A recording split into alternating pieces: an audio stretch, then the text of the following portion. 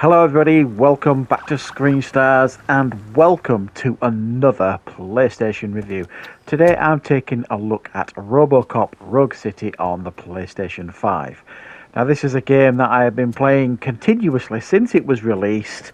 I've been having a great time with it, I'm not going to lie, and I think I'm in a really good position to give you a fairly detailed review on this game now. Now, Robocop Rogue City is brought to us by the same people that brought us the legendary Rambo game, the on-rails Rambo game that came out a few years ago.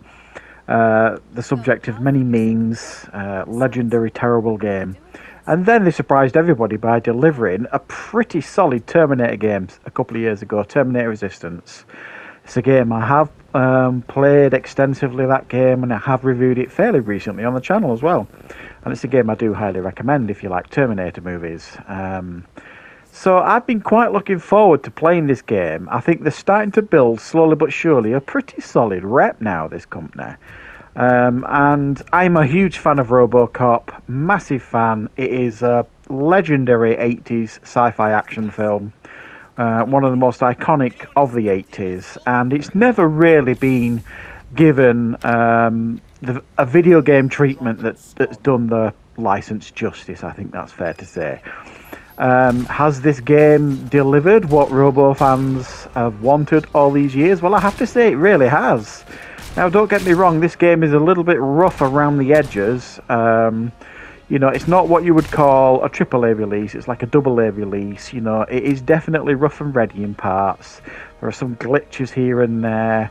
Some of the graphics are a little bit questionable here and there, and some of the environments and some of the other graphics are absolutely fantastic. But I think, all in all, what they have delivered here is a massively enjoyable gaming experience, especially if you're a fan of the franchise. Even if you're not a fan of the franchise, this is definitely worth playing, because it does quite a different and unique take on like the first-person shooter.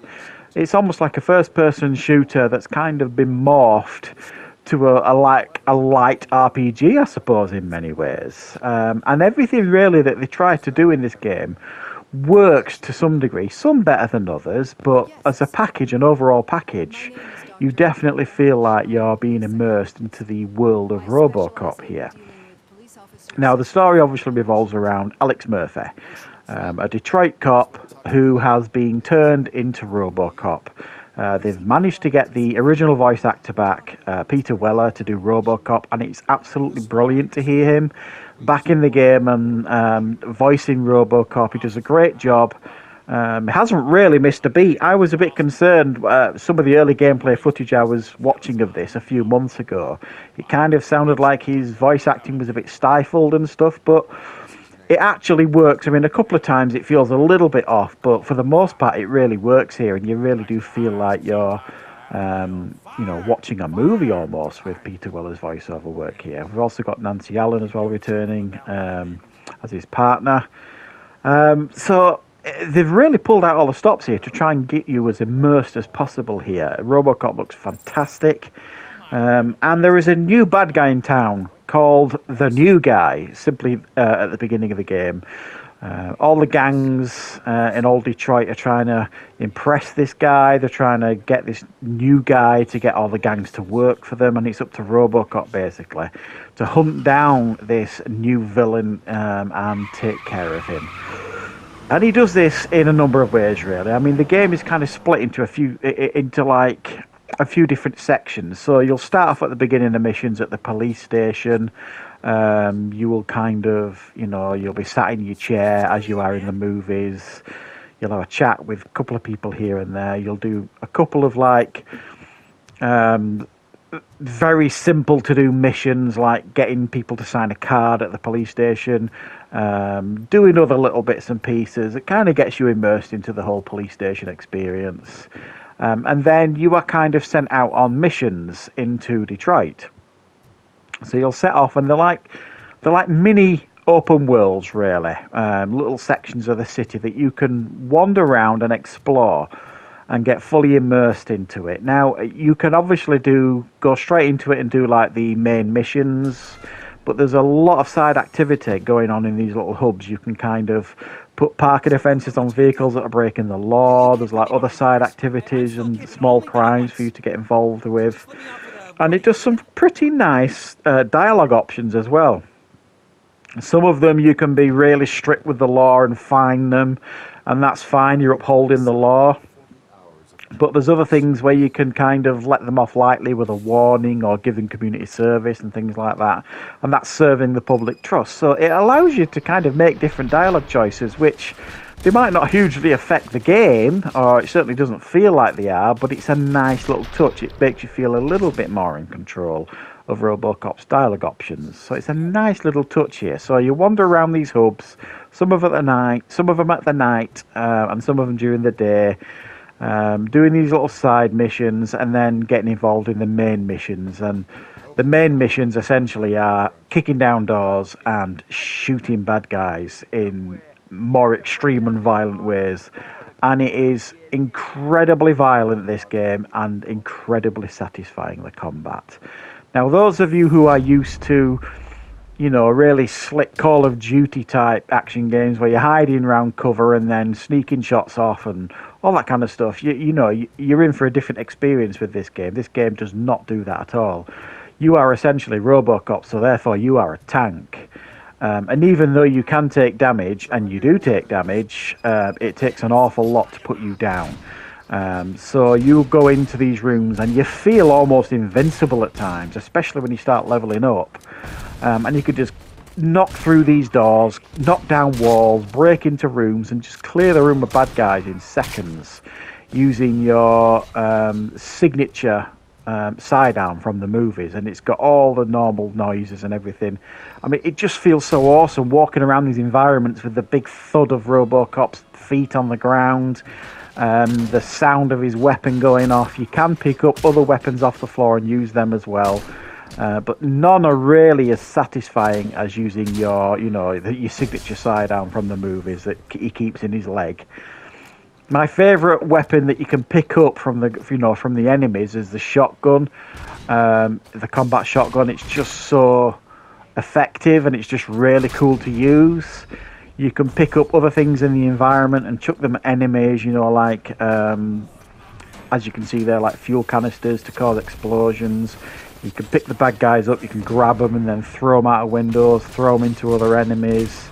You know, everything feels really destructible, so you can just really go for it. Smash into rooms and just absolutely tear the place to pieces.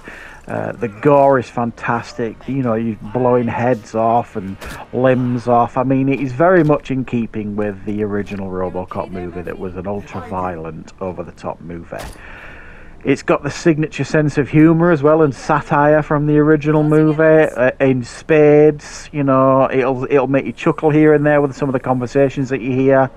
And, you know, it's really, they've gone to great lengths here to capture the feel and look of the original Robocop movie, the first two anyway. Let's not talk about the third. And this game is set after Robocop 2 because the big drug on the streets in this game is Nuke, and that was introduced in Robocop 2. There are many nostalgia hits from both the movies. You get to visit the place where Alex Murphy was murdered in the first game. You get to see, I mean, there's literally all sorts. Even the main villain is connected to one of the bad guys from the first film. You level up in this game as well, so you can level up all different areas like your combat and your armor and your deduction, and there's a whole different set of things that you can level up. You can even level up your sidearm, your signature sidearm. Very similar if you play Terminator Resistance. It's quite a similar level up system with the weapon. You know, you'll collect these things while you're out and about, and then you can kind of increase the damage of your weapon, ammo capacity, all that kind of stuff. And it's just very satisfying, and it's quite a simple level up system, but it works and it's quite effective. But I mean, all this fun, cute little activities, you know, you can even do like mini investigations by scanning certain areas, and it'll give you clues and stuff, and it's all very cool and all that kind of stuff, but it's all kind of pales in comparison really to the actual in-game action. That is really where the huge enjoyment factor here with this game is. I mean, they've put a lot of time and attention into the other stuff like the side activity and the dialogue options and the small fun activities to do with the police station and on the streets, but the real crux of this game is kicking down doors and shooting bad guys, and they've absolutely nailed it because it just is such an addictive gameplay loop. It does not get old. Charging around the environments, or stomping around the environments as Robocop, and just letting loose on these bad guys. It's just so satisfying, and you have to really applaud them here because I think they've delivered a highly enjoyable gaming experience here. Is it Game of the Year material? No, probably not, but it's definitely one of the most entertaining games I've played this year.